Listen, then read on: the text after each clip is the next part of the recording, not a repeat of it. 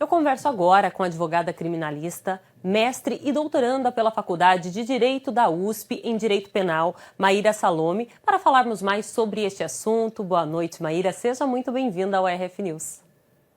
Boa noite, Tatiana. É um prazer estar aqui com vocês, poder contribuir um pouco sobre esse caso. O prazer é nosso. Doutora, quais os comportamentos específicos que são considerados um stalking sob a nova legislação?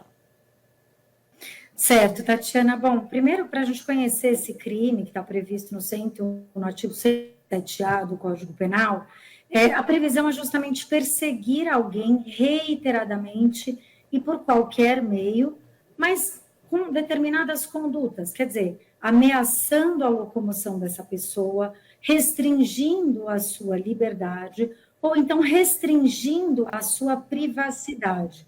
Então, na realidade, para que se tenha efetivamente o enquadramento dessa conduta, é necessário que essa perseguição se dê por várias vezes, e a lei não determina exatamente o número de condutas, seja por meio físico ou virtual, mas que tenha efetivamente esse resultado de invadir a esfera de privacidade, a liberdade, ou até ameaçar a integridade física ou psicológica dessa vítima. O que seria isso? Para dar aqui um exemplo, seria uma perseguição por redes sociais, Instagram, Twitter, vários comentários, likes, comentários pejorativos, uma perseguição física de carro, ou até mesmo uma vigília em casa, no trabalho, bilhetinhos no carro, entrega de presentes indesejados, qualquer forma de perseguição indesejada pela vítima que a perturbe de certo modo. Neste caso que nós acabamos de assistir, como as mensagens e telefonemas são utilizados como provas? Bom, Tatiana, a prova aqui nesse tipo de crime ela é extremamente importante. Fica sempre muito mais fácil quando é por meio da internet, mas é possível também quando for por meio físico. Aqui é muito importante fazer prints de mensagens, se tiver algum bilhete físico, guardar esse bilhete, a carta, uma câmera que tenha gravado uma vigília em casa. E especificamente com relação às provas digitais, Tatiana, é importante não só o famoso print que a gente fala, o print de tela, de uma mensagem de WhatsApp, de um comentário no Instagram, mas também a preservação dessa prova digital, do próprio arquivo, para que posteriormente, durante uma investigação, possa ser feita uma perícia nesse aparelho, nesse dispositivo, no computador, ou então até mesmo uma perícia particular, uma ata notarial em cartório, para que haja validade desse tipo de prova. E, doutor, existe alguma distinção entre um stalking físico e virtual na aplicação da lei? Na aplicação da lei, de fato, o artigo ele não faz essa diferenciação, Tatiana. Não à toa a perseguição, o tipo penal, o artigo, ele descreve que a perseguição ela pode se dar tanto por meio físico, virtual, não há uma especificação de qual é o meio pelo qual o crime é praticado.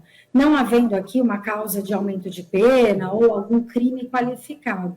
O que a gente pode ter quando ocorre por meio virtual, por meio digital, é a prática de um outro crime. Então, nós temos aqui, por exemplo, a previsão no Código Penal, aqui no Brasil, o artigo 154A, que é a invasão de dispositivo eletrônico, que é o nosso famoso hackeamento, um hackeamento ilegal, quando há essa invasão para adulteração de dados ou para que haja alguma obtenção de vantagem por meio do roubo desses dados. Aí a gente vai ter a prática de um outro crime em conjunto com o stalking. Aí sim, no meio virtual, a gente vai ter aqui uma diferenciação por parte das autoridades criminais. Doutora, e rapidinho para nós encerrarmos, quais medidas preventivas ou de proteção podem ser tomadas contra alguém acusado de stalking?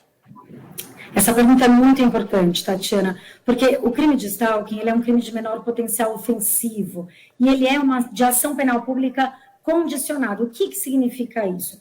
Que a vítima ela tem o prazo de 6 meses desde quando ela sabe quem é o autor daquele delito, para poder representar para as autoridades, ou seja, dizer que ela quer ir atrás dessa pessoa e processar essa pessoa. Então, é muito importante que, tão logo ela seja vítima, mesmo que ela ainda não saiba quem está praticando esse delito, ela fazer um boletim de ocorrência, que pode ser feito nas delegacias fisicamente ou até pela delegacia eletrônica, registre essa situação, guarde essas provas e leve para as autoridades criminais.